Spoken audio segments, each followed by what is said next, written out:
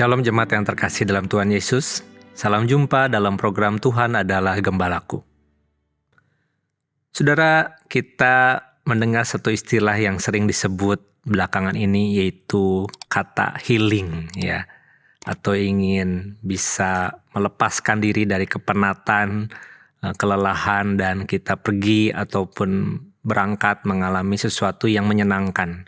Kalau kita lagi stres, saya pengen cepat healing begitu ya. Kalau kita lagi padat dan kita merasa tidak tahan, kita ingin pergi healing begitu ya. Jadi ini adalah sebuah istilah yang disebut oleh generasi muda hari ini untuk mereka bisa melepaskan dari sesuatu yang mungkin mencengkeram hidup mereka dan membuat mereka bisa mengalami ketenangan.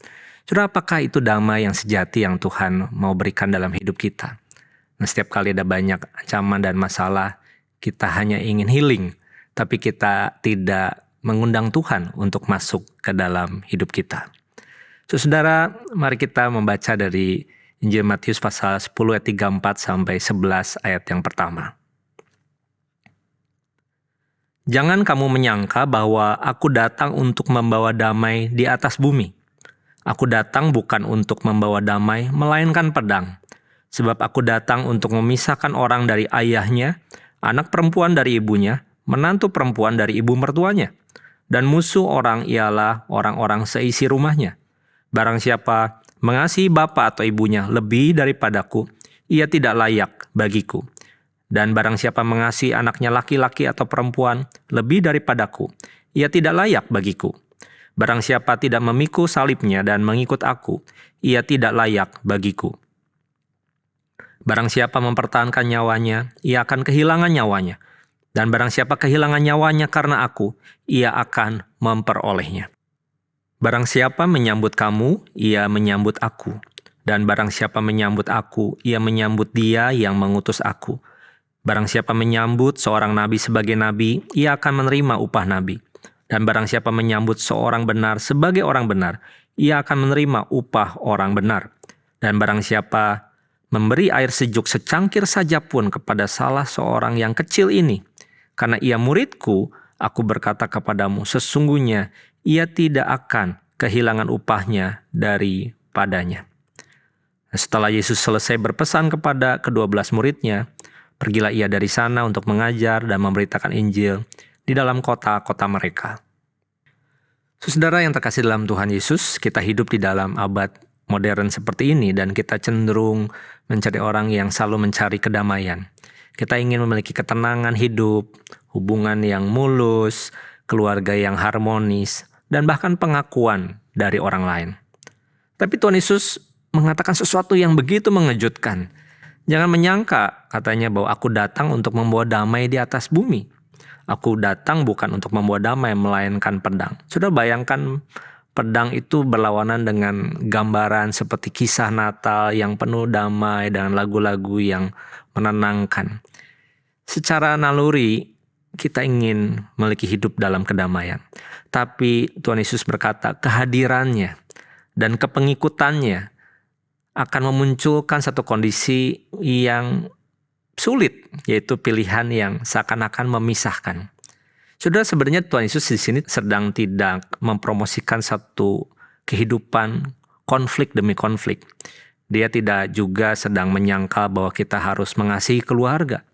Tapi dia ingin berkata bahwa Injil itu sendiri memanggil kita untuk sungguh-sungguh bersandar kepada Tuhan di tengah dunia yang mungkin menolak berita Injil itu. Yesus tahu bahwa pengikutnya dan murid-muridnya bisa mengalami tekanan bahkan dari orang-orang terdekat, termasuk keluarga. Karena itu dia berkata, aku datang untuk memisahkan orang dari ayahnya, anak perempuan dari ibunya, dan lain sebagainya. Saudara, bayangkan ini bukan menjadi sesuatu yang terjadi secara harafiah di meja makan, begitu ya. Tetapi waktu kita mau mengikut Kristus itu menjadikan kita untuk menjalani hidup yang berbeda. Mengikut Kristus itu bisa terjadi secara radikal karena bukan hanya sekedar hidup dalam perbuatan baik, tapi bagaimana memilih Kristus sebagai pusat hidup kita, bahkan waktu itu menentang satu kondisi dunia yang kita tinggali. Mengasihi Kristus itu harus menjadi yang utama, melebihi daripada segala-galanya. Tapi bukan berarti sekali lagi kita tidak boleh mengasihi orang-orang terdekat kita. Justru itu harus dilakukan juga. Nah saudara, Yesus memberikan sebuah standar yang berbeda. Barang siapa tidak memikul salib dan mengikut aku, ia tidak layak bagiku, katanya.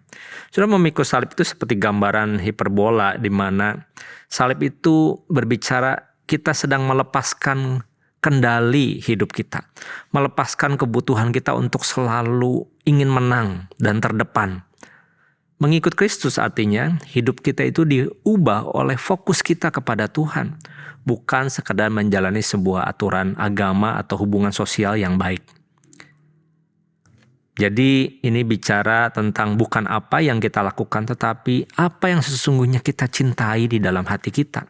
Yang menentukan siapa yang sebenarnya kita harus ikuti. Mengasihi Tuhan, mengasihi dunia, atau kita memilih untuk mengasihi Kristus lebih daripada segala sesuatu. Nah saudara, ini bukan satu hal yang kita lihat sebagai kata-kata teologis yang sulit. Tapi inilah satu strategi yang Tuhan mau kita hidupi. Pada waktu dikatakan kita kehilangan siapa diri kita, sesungguhnya kita akan mendapatkan hidup yang sepenuhnya.